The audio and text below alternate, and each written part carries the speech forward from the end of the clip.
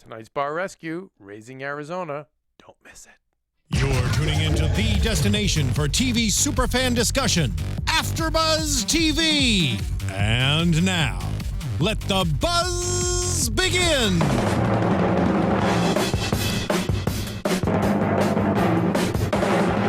If you get in trouble. Hello, everyone. Keven Undergaro here with Dorinda. Hi, guys. How are you? Another Bar Rescue after show. This one entitled Raising Arizona. A bar by the name, a historic bar, which I thought was amazing. And by the way, maybe one of the oldest bars ever rescued on Bar Rescue, which they didn't mention. I think you're right. 1935. 1935. The Galloping Goose, owned by Scott and Stacy. And general thoughts were, as soon as I saw the sign, I said, "Oh God, don't change that sign." Like the signs, like no, right? no. Yeah, because you know how he loves to do that, but he also does have that affection for old places that made their name. So I was very happy with what he did. 1935 bar. That's pretty epic. I know in Boston there are bars. I think the Warren. Hey Marissa, can you look up Warren Tavern in Boston, or type in Google oldest bar in Boston and also Google oldest bar in United States. See what comes up, because Boston had, I know the Warren Tavern has been. It's been there a long time. Like maybe a couple hundred years, maybe. But I'm always fascinated with this. This is 1935. Just think of all the people who've gone in and out, all the characters, all the dregs, all the wackadoodles that have gone in and out of that place. All the energy, spirits. Yeah, no, like, seriously. Crazy town. But it's true. It is true. And you go into places and certain places, you can feel the energy of people who have been there before. And just Waylon Jennings. I love Waylon Jennings. That's when I was a little girl. That was one of the first people I remember ever listening to. Waylon Jennings, Johnny Cash, Willie Nelson, all those guys. And the fact that Waylon Jennings, I think he recorded there? He was the first to record there, or he played there? It was his first of him going out on his own. Wow. Yeah. So that was so good. When I heard that, I'm like, I'm gonna love this, because this is one of those.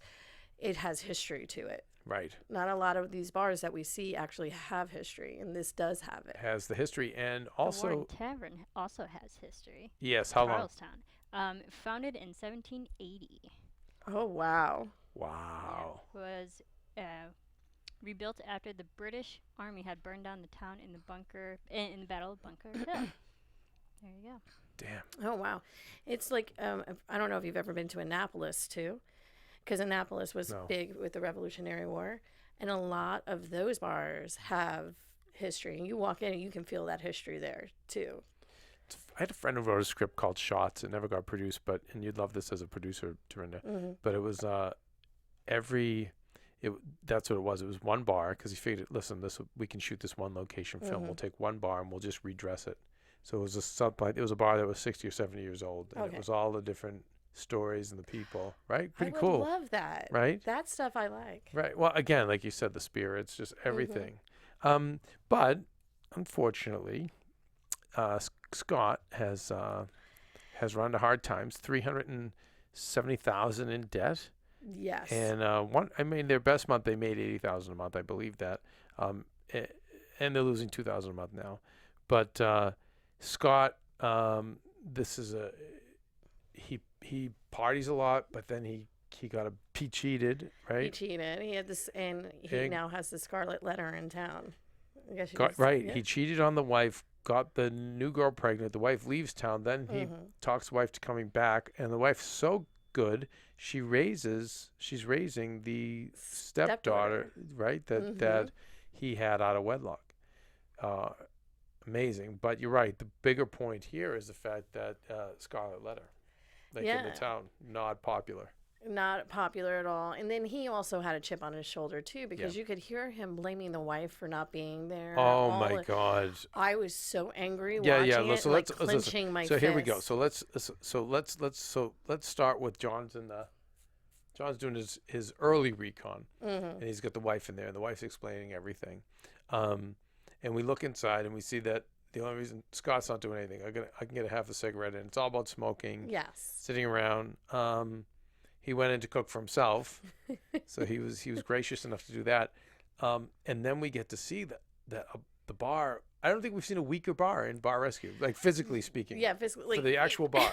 If something was holding it up, the bar had to be held up by something because 2x4s. Yeah, 2x4s because. And I don't even think. By the way, I don't even think the 2x4s were attached. I literally think they just propped them. No, they weren't. They were on that angle.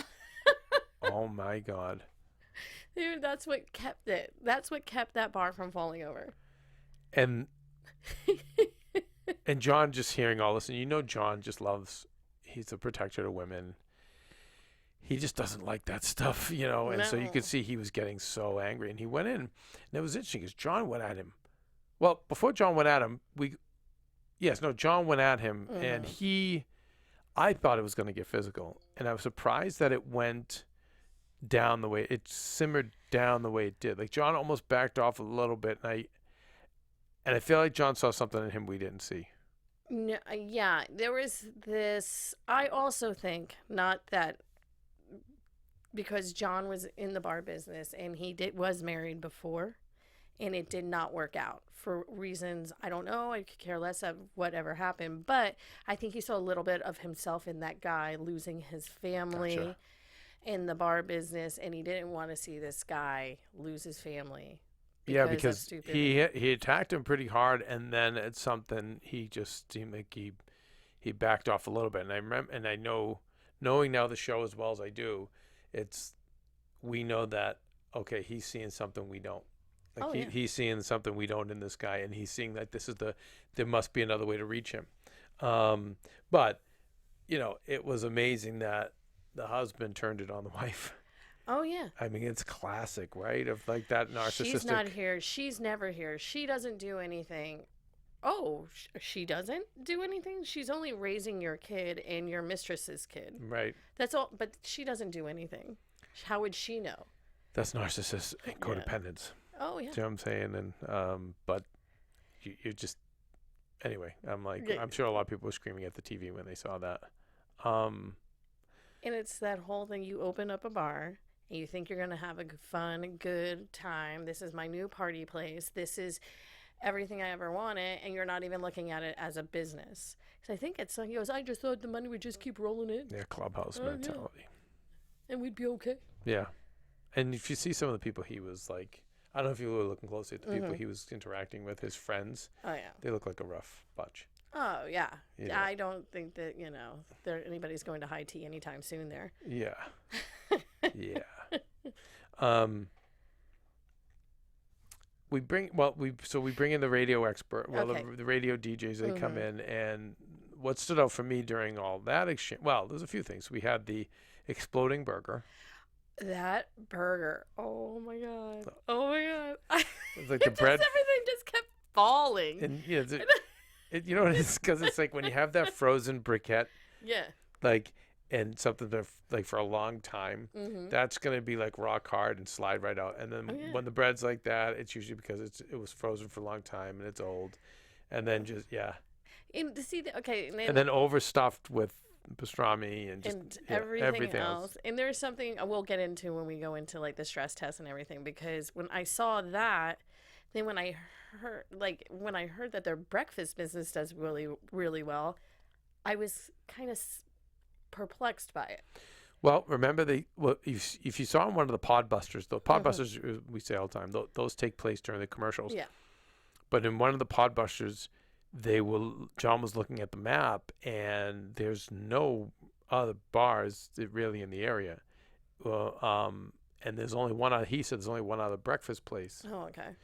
And that's why his bad reputation is, playing such a big part in this, because you would think they would have the business. Oh, yeah, you would think that, yeah. Just the fact they don't have the competition. But anyway, I what I noticed, obviously, in the stress test was the exploding burger, but really, I hated the attitude of Amber. Not Amber the bartender, Amber the bar manager. Amber the bar manager. I don't think I saw her smile once. They're already giving me attitude. Yeah, it was she already went in there defensive. She already went in there not liking what she was doing. She already was in this situation before the situation even happened and was thinking of ways to find ways that it was like, what did she say? She goes, they're giving me attitude. Is that what she said? Something like that. Oh, they're already giving me Yeah. attitude. These people, like, blah, blah, blah. I mean, just, I think a lot of people underrate, too, when they have businesses. When you have that kind of dark personality, and that's the face of the I mean, it just, it's such pollution. And you allow that, too. You as owner. Oh, he was really, he even in the stress test, he was really, I don't know, he was, Scott was so, like, he babied her a little bit. Come on, you can do this. Like, like. Yeah, I didn't know what it was between the two of them.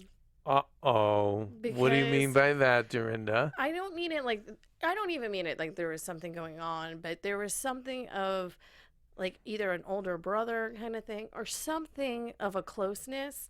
And I know in the bar business that does happen, like this closeness. Any if you business work it with does. Any business, No, and by the way, I just thought he was very. Her attitude did suck. It sucked. It was awful, horrible. But Like I had no problem with the enabled fact. it. Yes, I had no problem with the fact she couldn't tend bar, but your attitude sucks. And if you're behind the bar, and that's what people are seeing. Like, I hate that. And you're losing money, and she definitely is something in that equation. She's in that equation of why you're losing money. On top of your attitude, well, that could be it too. He's not seeing her attitude because his attitude sucked too. And they're, company. Well, misery loves company. I know. And well, that's to that point. Sometimes we bring people around us that make us feel comfortable. Yes. So there's a comfort factor, that the two of them might have, and then that's blinding him. Because right now, let's face it, he's all about his comforts, his cigarette, his beers, his food, his hanging out, right? So exactly. She must do something to make him feel comfortable. Whatever, kiss his ass, tell him he's amazing, or protect him maybe. Yeah. But yeah, he's not. I thought he was a little too easy on her, but it just really irritated me to see that, because I've seen so much of it, and I see so many bartenders even today that have terrible attitudes. Oh, and they're off. I can get if you have a terrible attitude, but you're great at what you do. Are they worse in LA? Oh, awful in LA. Right. There's a difference about LA compared to anywhere else in the world, USA. People, it's a job. Here, people are bartenders because they need to make money so they can pay for their headshots for their acting class. And they're not here to be a bartender. They're here because they think that they're pretty and they're going to be famous someday. Right. And this is why people bartend here. There is no other way, because there are people here. I have gone into places and worked with these people, but just gone into places as a patron, and they don't know what a vodka cranberry is. But they were hired because they were pretty. They weren't hired because they could do the job. They weren't hired because they knew it. They just were hired because they were pretty, and they knew that they would just bring the people in, and they could care less. I see so many times when I deal with the guy and girl bartenders who are the of that vainness you're talking about, and they just won't give you any service at all. And so I usually have to send up a pretty girl to order for us, and then you get Oh yeah, it's just so annoying. It is one of the most annoying things here. That to me is one of the most annoying things here. But with this particular situation, with the Amber, I just felt that she just was not happy in anything that she was doing. No. Yeah, no, again, shouldn't have been behind the bar. No, should have never been behind the bar. And by the way, I wouldn't want someone like that managing my business either. Yeah. I mean, just to be honest. And that's what your business is money. That's how you make money. Right. Why would you want to have someone there? I don't know. And by the way, any business, but especially behind the bar, it's like really. So we bring in Jerry Graham to be the bar expert. Have we seen him before? I feel like we've seen him before. I feel like we've seen him before. He looked familiar to me. Unless there's the other Irish accent was dude. It's the Irish. Right. Yeah, right. So it might have been the other Irish dude. He was newbie. He was good, though. I liked him. And then I liked Mike Slakas. Just shout out to the Greeks. He looks as a chef. Yeah, they did a nice job. They did a great job, and I like that they brought Mike in, because Mike is like a tough dude. Yeah. So he wasn't going to take anything from anybody. Right. Which was great. And by the way, we noticed that the bar was really horribly dirty, but we see that every week. Every week. But again, it was more for me the integrity of the bar, the fact that you could knock that bar over with your bare hands. Oh yeah. You know what I mean? Like I've never seen anything like that. What I liked about what Nick did and John did in the kitchen was they dropped the food cost by 15%. So they came up with cheap, So smart. right? Cheap, fun little dishes that were a lot. Oh, that egg dish looked Didn't it look amazing? By I the way, wanted that egg dish. even the presentation in the little bowls, like the little Yes. skillets, I genius. loved it. totally like talk about a great place to go get breakfast and then stay. You know, it's like Sundays and things like Oh that. yeah, Stay, that's watch football. what I would do. I would Yeah. go there on a football if I could eat that all the time. Yeah, amazing. Oh yeah, love it. During the stress test, Scott actually does good in the kitchen. Mm-hmm. You know, because he's buried in there. It's just interesting again that John wasn't down on him at all. Like to not be out there moving things around. He let you know. I really think he pulled his punches with him Oh yeah. for a reason. There I'll had to be ask a him reason. when I see him. He saw something we didn't. And clearly he was right because it all went well. It all worked out, but even with Scott, I thought there'd be more. But even after the stress test, like, well, the kitchen's great. And I was like, wait, didn't we just see this burger incident just go down? But I Right. was like, okay, all right, we can go. That's the only thing I was confused by was the whole. Well, I think they actually made good money in the kitchen. Yeah, that's what happened. Because Right. John was even surprised by that. Remember? Yes. Because they were running, I think, 40% or something. Yeah, it was like actually a really good asset. Yeah. So so it wasn't the biggest problem. Yeah, and I mean, for however John left him in the kitchen, I don't know, but he did a good job in the kitchen. He was in there grinding away, and they were pumping out the food. But the bar manager's horrible, and she walks out, and then he gets her to come back in. And I love when she says, well, I can't help it that I have resting bitch face. I was like, okay, yeah, you can't help it. Resting bitch face, that term, cool when it first came out. Yes. And now it's like everything in our country, it's boomerang. So now I know people who just own it. Yeah, I have resting bitch face. Like I'm so cool. And the thing about it is, it's so funny. Like when you smile, I know it's so simple and sounds Pollyanna, but once you smile, your attitude does change. Everything changes. If you have resting bitch face, then guess what? Your attitude changes there too. Everything changes. It's just a But matter of it's going life. like this. It's life. You know, we have a guy that was a former AfterBuzzer who's an executive now at WWE, and he was in today. Yes. Ryan Katz, and Ryan's nickname is Smiley. Smiley. Why? Because he's always smiling. Right. We've known him for 5 years, 5 6 years, years, yep. something like that. Yep.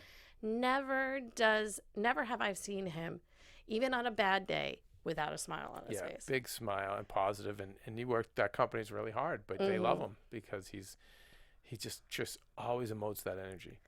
And Yeah. by the way, it just starts with a smile. So I'm always very like picayune about that. Like really, and by the way, like you know, it's same with this happens with strippers too. Bartenders, they get so much attention. Bartenders. That they just developed horrible attitudes because they everyone's kissing their ass to try to get a drink you really need them, and they have the power to kick you out. You've been drinking too much, you're out of here. So it's you can see where it gets to a lot of them where they think they're the stars. Like, no, you're here to make me a drink. Yeah, stop? that's your job, is to Yeah. make you a drink. My job is, when I did it, my job was to make you a drink and to make it the way you wanted it. So guess what? You would come back and see me. Yeah, And on top of that, I made money off you. right. So And then you'd make that try to make a good experience for those good people. Exactly. So. But she was like, but the other Amber was great. She was great. She held it down. Amber, the bartender, was fantastic. She knew how to bartend. She kept it together. Amber, bar manager Amber, was just a train wreck. Yeah. And- Just I've just seen so many of them behind the bar though, like too many. yeah. So it didn't surprise me, but still always infuriates me. John sends them on a field trip to Kentucky. Oh, but before he sends them on a field trip, he talks to Scott. He has to sit down with them. Has a sit down with them, and he pointed out that they don't talk to each other, which is true. And I saw that throughout the episode until after this. They weren't speaking to each other. They were speaking over each other and weren't listening to each other. And so you can't have, and not that I'm a relationship expert, but you've been in a long-term relationship, a fiance. Yep. You have to be able to have communication. Have to. If you don't have communication, you really don't have much of anything else. No. Yeah. I mean, we've talked about it before. Yes. And when he said that to them, it felt like something clicked with them. And for their business to work because of them being together in a relationship, they had to talk to each other. Because you can't be successful, even in business, if you don't talk to your partner. Without talking. Mm-hmm. Do you remember what you're going to say? Because I know you wanted to say something. What was it? I think it was about the food. It was about the food and everything like that. What do you want to say? I think we just talked about it, how they were talking about the burger and how all of that was awful. And then they got to the kitchen. I think and as we were talking about it, it's John being surprised that their kitchen did really well. Yeah, it was a great asset. Yeah. Mm-hmm. I thought the technique John pulled, and I love when he pulls out these things to get them to relate to things, of physically smashing the bar. Yes. Right? That was amazing. Smashing failure. Look at the rot. Look at it. That's your family. That's your success. It's just such a great tool. It is. And here's the thing. It took nothing to push that thing over. Nothing. And to watch it collapse and to watch it all go away, that's a turning point in your life. If you can really look at it and go, this is my turning point. This is how I can change my life. And this is one of the first things to go. The bar itself just goes, and we're going to have something new. Something new will come into our life. Love it. I remember going back to Canyon Inn. He had the guy with the baseball bat do it, the same technique. Yeah. He was able to reach him in that minute with that. And of course, he reverted back to who he was. But then he sends him down to Kentucky, which I think is nice. We get to loved it. learn a little bit about whiskey, And right? I do love a good bullet. And the Bullet family takes him in and kind of, again, just inspires a lot of our bar rescue people have quit. A lot of times too, like we rarely take into consideration is how much addiction plays in here. Yes. I say it all the time. I think it's 60-70%, maybe even more, that have problems of our owners. Oh yeah. And managers. Oh yeah. I mean, think about it. If you drink every day, and I mean not just one drink, 2 drinks, you're drinking more on a shift than most people drink in a day. And you're living the party life. You're living all of this. You love that life. You get addicted to the lifestyle of everything. And then also the drink itself. And it supposedly just makes everything better. It doesn't make everything better. It just doesn't even make it go away. It just makes you suspend the thought of what's going on around you. And then it eventually just gets worse, but we saw it with this guy, too, because he was he was throwing him back. Scott. Oh yeah. And he was a big dude. Big guy. So he's not even thinking about it because he's a big dude. It's not affecting him, let's say, as some of our other owners or even the women, because they're smaller. Right. But the whole thing of them going to Bullet and learning all of that, I always loved the educational trips they go on, because I even find things out myself that I didn't even know. And I also think it's empowering. It makes these people feel like, hey, I'm not a shitbird. Oh yeah. Because here I am in my T-shirt and I'm just drinking at this big bar or whatever, doing nothing, and then you gussy up a little bit and you go down here and you're treated with respect from these other very important people in the liquor industry. Yeah, I think it's a great thing. I also want to say, sometimes what I love about the Bar Rescue bars is, I love when we have a lot of space. Think of all that space in the back, the picnic tables, right? We had so much, and when we get to renovation, I saw something that you had to look, but I loved it. I always love when I always get frustrated when I see these things, because if you're even half a handyman, the cool things you can do when you have space. Yes. Oh my God! But nope. Because you ignore those things. Well, we end up doing the the renovation, and did you like the teas? Because when they turned around to the reveal, all the faces were straight. Yes, I was like, oh no. Yeah. It was good fun. Okay, 3-ball. I'll give you credit there for messing with us. But the drama. Yeah, but of course they love it, And we keep the sign and we keep the name because we have to. It is a historical place. You cannot change. I mean, you can, but it just wouldn't be the same. And I like what he did with the signs on the sides. Yes. With established 1935. Right, to give it the credibility, the historical value. Exactly. Then it will be a place that people want to come to, like people, because it was on a busy road. Mm-hmm. And if people know about this place, let's say you're on a road trip, you want to stop into a place like that. Right. Oh, it's been open for 81 years. Oh, Waylon Jennings got his start as Waylon Jennings himself. One thing that I'm sure it came up and it was cut out, but when you have a stage, and I know the 2 years I bartended was happened to be at a live music venue, TT the Bears in Cambridge, just closed. Sad, because I had a long history as well. But you would really need to get a booker. Yes. Right. You know what I mean? Especially with a 100%. stage like that. Now, if you get a booker and you're booking shows consistently, and these acts have followings, and then you split the gate or whatever with the door with the people who come, and it's not enough to just have a stage, right?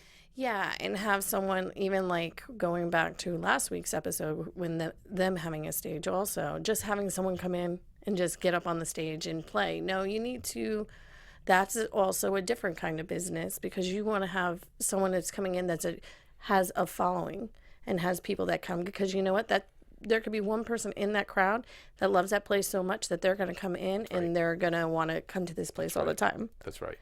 And so I was kind of curious. I'd like to ask John next time we catch up with him if they explored having that. But one of the things in the renovation I thought was so cool is what they put the money into the stage, the truss. It was so and the DJ lighting, nice. and that, right, compared to what it was. Because it was nothing. It looked like a 1950s elementary school like theater, or not whatever theater, I don't know, what auditorium. Yes. Right. It just looked blank and awful. Yeah, but then what he did with it was so great. And then the colors, like the lights and everything. Even when you walked into the bar, I loved the wood. The woodwork. Because it brought you back. Even though it looked modern, it still looked like something out of the 50s. Something out of that time era of, rock and roll, more southern rock, more southern country. That whole thing, you walk into the place, the bar itself, I loved it. Yeah, it was great. Loved it. It's just all the woodwork, but that stage. Right, and to put up a truss, see, I don't know if, the stainless steel, it's all the poles, and that's a lighting truss, and what that enables you to do is now have nice overhead lighting. Yep. To really highlight the stage and spotlight it. And again, it's what it needed. So it also opens up just such a much better place to play. And they bring in Kanan Smith, which was awesome. Yes. That he came in for the opening. He's handsome. Yeah, he's attractive. Did you see? Okay, here's what I wanted to talk about. What? So when they were talking, the wife and Stacy and Scott were talking to John, and back of them, did you see the fire pit in the back? No. That's why I was like, they should have shown they that. Didn't highlight it. They didn't highlight it. There was a fire pit in the back and a whole thing set up in the back. Wow. And I love a good fire pit. Yeah, I am one for fire pit. And I was like, yes. And I wish they would have shown that a little bit more. Did they even mention it? I don't think they even mentioned it. Wow. I just saw it. That's how I realized that there was a fire pit in the back. I was like, oh. Damn. Yes. We get a video follow-up, and usually when you get a video follow-up, you know we're good. Yeah. And it was 10 weeks after. Normally it's like 6 weeks, but this was 10 weeks. So they gave it a good time. And man, he was like, sales are up. Even the wife everyone was happy. Yeah. She seemed happy, and they did it. I love how it was separate, not the two of them together doing it. Right. So she looked so happy at the end. Yeah. Even when... Content. Yeah, content. Like the way she even looked at him at the end was not with disgust, it was with love. Right. Because in the beginning, there was no looking at each other. By the time it was over, there was just so much love between the two of them. But definitely her, the way she was looking at him, she saw him in the old light, or even just a different light. Right. And that's what I really loved about this show, because it did highlight the couple. Yeah. And that's what he does. He either highlights it for people's piss poor attitudes, or he highlights it for the couple in the family aspect. Yeah, you can paint the bar any color you want. You can add, it doesn't matter. If you don't fix the people, you're screwed. And then Bar Rescue updates, it's like everything's been really good since then. I mean, obviously you have some negative reviews, but the majority of the reviews were positive. People really loved it. This was a good one. This was a good one. And I know next week I'm excited about. Did you see that tease? I didn't see the tease for Okay, that. it's a Vegas mob hangout. Yes. So there's a lot of history there. Even the decor, it looks like the days of, I mean, Capone preceded Vegas, but it looked like Bugsy Siegel. It's got like the velvet wallpaper, like the red velvet wallpaper. I mean, you just have to see it. And even though there's history there, it's now owned by this. It seems like a very nebbish guy who's bullied by all those people. So next week we're gonna have a good one. We should dress up. Oh, as mafia people? Yeah, like with the hats. I'll bring a fedora. I might have a fedora somewhere. Anyway, all right, Dorinda, where do we find you? You can find me at Instagram at DorindaB1 and at Twitter at Lula Cherry Films. At Lula Cherry Films. All right. I'm at Undergaro. And listen, guys, please keep rating and commenting on iTunes. And YouTube people, my God, you guys were, I should have said at the top of the show, you guys were so active about last week. They were not happy with the punk rocker. No, not happy at all. No, but it's funny. It's like it's the villains get the most comments. People, but we love it all. And I should have done some shout outs, you guys. I'm sorry. Dorinda, remind me next week. Yes, Let's do shout outs to people who are commenting. Okay, guys. Next week, Bar Rescue, Vegas Mob Hangout getting redone. I'm excited to see it. Have a good week until we see you. And anything else, Dorinda? I think that's it. I'm really excited for next week. Yeah, I am too. No, I am too. It's gonna be a good one. Yeah, God, it's like I get tired watching John do this. I really do. How do you do 100 and something of these? Can you imagine 100 and something knuckleheads? In a talk show. Well, now he's doing now a talk show. So how is he going to do? I love that man. He's a hero of mine for so many reasons, but now truly because that's so much. I don't know how he does it. It's a huge drain. Yeah. I don't know. Anyway, you guys, we love you, and we will see you next week. Bye, guys. From executive producers Maria Menounos, Keven Undergaro, Phil Svitek, and the entire AfterBuzz TV staff, we would like to thank you for listening to the AfterBuzz TV network. To watch or listen to other after shows and post comments or questions, be sure to visit AfterBuzzTV.com. I'm Sir Richard Wentworth, and this has been a presentation of AfterBuzz TV. Buzz you later. The views expressed herein are those of the hosts only and do not necessarily reflect the views of AfterBuzz TV or its owners or principals.